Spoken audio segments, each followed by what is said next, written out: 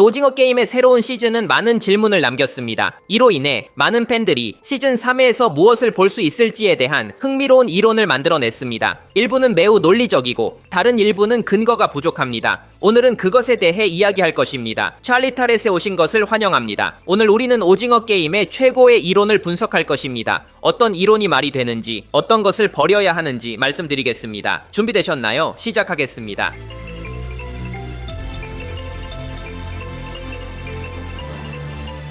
포스터 이론부터 시작해봅시다. 러나르도 디카프리오가 VIP로 등장할 것입니다. 이 소문은 인터넷 전역에 퍼지기 시작했습니다. 모든 것은 한국 포털 OSN이 디카프리오가 시즌 3에 작은 카메오로 등장할 것이라고 보도하면서 시작되었습니다. 이 상황에서 많은 팬들은 즉시 그의 역할이 VIP가 되어야 한다고 이론을 세웠습니다. 그리고 이것은 매우 말이 됩니다. 시즌 1에서 VIP들은 오징어 게임 결승을 보기 위해 온 백만장자들이었습니다. 이 백만장자들은 토너먼트의 후원자들이며 대부분이 미국인입니다. 또한 그들은 자신의 신원을 숨기기 위해 가면을 씁니다. 이러한 맥락에서 디카프리오가 VIP로 등장하는 것은 완벽한 카메오가 될 것입니다. 그의 역할은 매우 작아 다른 배우들을 압도하지 않을 것입니다. 디카프리오의 참여는 이상하지 않을 것입니다. 배우는 이 시리즈의 슈퍼팬이라고 선언했으며 제작진의 찬사를 보낸 적이 있습니다. 사실 시즌 1 이후 그는 이 시리즈의 주인공인 이정재와 함께 사진을 찍기도 했습니다. 이 자리에서 런은 기훈에게 이 대단한 프로젝트에 선택된 것이 얼마나 행운인지 말했다고 합니다.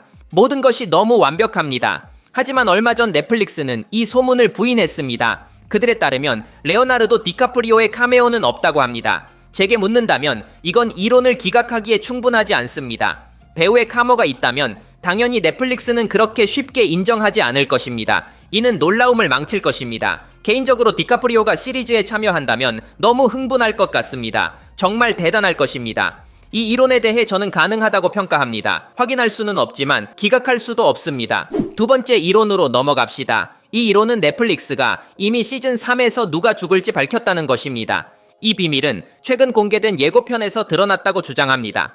이 비디오는 흑백 무대에서 포즈를 취하는 배우들을 보여줍니다. 일부는 서 있고 일부는 앉아 있습니다.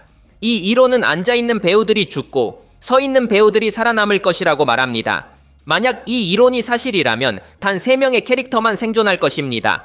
첫 번째는 핑크 수트를 입은 북한 여성 경비원입니다. 두 번째는 트랜스젠더 여성인 120번 플레이어이고 마지막으로 기훈입니다. 나머지 캐릭터들은 죽게 됩니다. 이 이론을 조금 검토해보면 나쁘지 않습니다. 정확히 생존하는 캐릭터들은 시리즈를 끝내기에 이상적일 것입니다. 논리적으로 기훈은 딸을 다시 만나기 위해 살아남아야 합니다. 이는 아직 일어나지 않았습니다. 트랜스젠더 여성 캐릭터는 가장 인기 있고 가치 있는 캐릭터 중 하나로 증명되었으므로 그녀를 죽이는 것은 어려울 것입니다. 그리고 핑크 수트를 입은 여성 경비원은 그녀의 잃어버린 딸을 계속 찾고 있기 때문에 매우 특별합니다. 이 플롯은 게임이 끝날 때 해결되어야 합니다. 그녀의 이야기는 그녀가 246번 플레이어의 딸을 입양하면서 쉽게 끝낼 수 있습니다. 백혈병을 앓고 있는 소녀입니다. 여성이 그녀와 많은 공감을 했기 때문에 그녀의 아버지에게 무슨 일이 생기면 소녀를 데려갈 이상적인 캐릭터가 될 것입니다.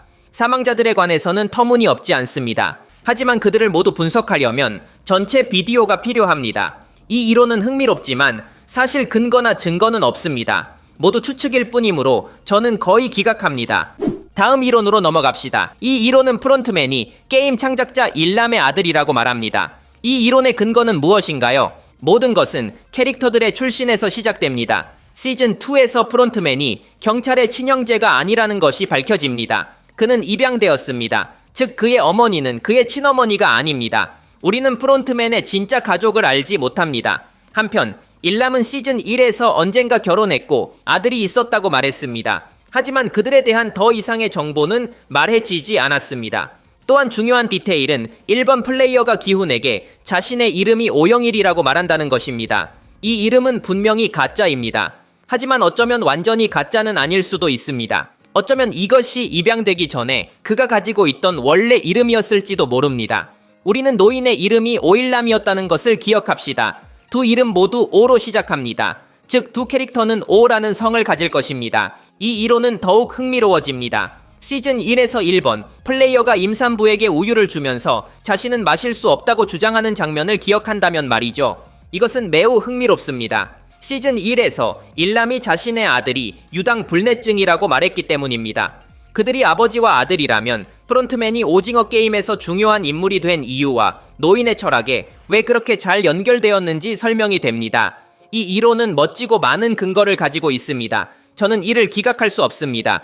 다른 이론으로 넘어갑시다. 이번에는 백시블 오소번이 VIP라는 것입니다. 많은 사람들은 플레이어 민수가 게임에 잠입한 VIP이며 심지어 시즌 1에도 등장했다고 주장합니다. 이 이론은 캐릭터를 배우 데이비드 리가 연기했다는 사실에 기반을 둡니다. 시즌 2회 배우들을 살펴보면 3번 VIP가 데이비드 리라는 이름을 가진 배우에 의해 연기되었다는 것을 알 수 있습니다. 이것은 사실입니다. 그는 사슴 가면을 쓴 사람입니다. 이 이론은 멋지지만 조금만 조사하면 쉽게 해체됩니다. 두 배우의 이름이 같다는 것은 사실이지만 이는 단순한 우연일 뿐입니다. 두 사람은 다른 사람입니다. IMDb는 세계에서 가장 큰 영화 데이터베이스입니다. 여기서 배우들을 살펴보면 두 개의 다른 파일이 있다는 것을 알 수 있습니다. 시즌2의 데이비드 리는 한국의 젊은 배우로 그의 나라에서 많은 역할을 맡았습니다. 다른 데이비드 리는 꽤 알려지지 않은 미국 배우입니다. 이 이론을 기각하는 가장 쉬운 방법은 두 배우의 원래 목소리를 듣는 것입니다. You two bit so much on number 69. 근데 왜 너는 쟤네랑 같이 해?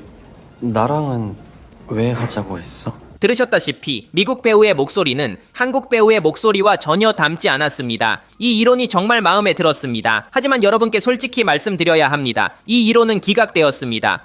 마지막 이론으로 넘어갑시다. 기훈이 다음 프론트맨이 될 것입니다. 이 이론은 기훈이 프론트맨에 의해 부패하고 나중에는 그의 자리를 차지할 것이라고 말합니다. 이 이론은 매우 흥미로운 근거를 가지고 있습니다. 먼저 우리는 기훈과 프론트맨이 두 가지 상반된 철학을 가지고 있다는 것을 분명히 해야 합니다. 기훈은 사람들의 좋은 면을 보고 모두에게 믿음을 가지며 그들을 구하려고 노력합니다. 반면 프론트맨은 인간의 어두운 면만 봅니다. 그는 필요할 때 모두가 악하거나 살인자가 될 수 있다고 믿습니다. 시즌2에서 우리는 이러한 철학이 끊임없이 대립하는 것을 보았습니다. 몇몇 게임에서 기훈은 죽어가는 플레이어들을 걱정합니다. 이 장면들에서 은밀히 프론트맨은 그를 경멸하는 눈빛으로 바라봅니다. 그는 정말로 기훈의 철학을 혐오합니다. 여러 장면에서 프론트맨은 갈등을 만들고 그의 관점을 입증하려고 합니다. 예를 들어 회전목마 게임에서 노인과 그의 아들이 분리될 때 여기서 1번 플레이어는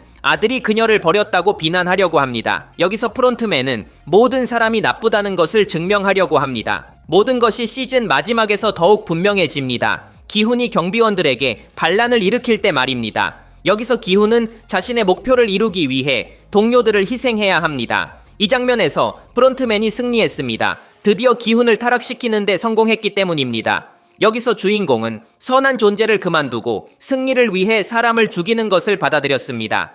프론트맨은 모든 인간이 본질적으로 악하다는 것을 기훈에게 증명하고 싶어 했습니다. 그리고 여기서 그는 그 목표를 이루었습니다. 또한 시즌 마지막에서 프론트맨은 기훈의 가장 친한 친구를 그의 눈앞에서 죽임으로써 기훈의 정신을 완전히 무너뜨립니다. 프론트맨은 이것이 영웅 흉내를 내다가 벌어진 일이라고 말합니다. 그는 기훈에게 그의 이상이 얼마나 어리석은지 보여주고 싶어 했습니다. 사람들을 구할 수 없다는 것을 말입니다. 비극은 이 이론의 중요한 요소입니다. 프론트맨은 아내가 임신 중에 사망한 비극적인 과거를 가지고 있었습니다. 이 비극이 그를 타락시킨 것입니다. 기훈의 친구를 죽인 것도 이와 관련이 있을 가능성이 높습니다. 프론트맨은 기훈이 자신과 똑같은 비극을 겪도록 만들고 싶어 했을 것입니다. 그래야 기훈을 쉽게 조종할 수 있기 때문입니다. 이 이론이 정말 마음에 들고 근거도 충분합니다. 기훈이 새로운 프론트맨이 될 것이라고 단언할 수는 없지만 시즌3의 어느 시점에서 최소한 이 자리를 제안받을 것이라고 확신합니다. 이 이론은 정말 흥미롭습니다. 이 주제로 전체 영상을 만들어주길 원하시면 댓글로 알려주세요. 오늘의 이야기는 여기까지입니다. 영상을 좋아하셨다면 좋아요를 눌러주시면 큰 힘이 됩니다. 더 많은 영상을 위해 구독하는 것도 잊지 마세요. 들어주셔서 감사합니다. 저는 찰리이며 앞으로 또 뵙겠습니다.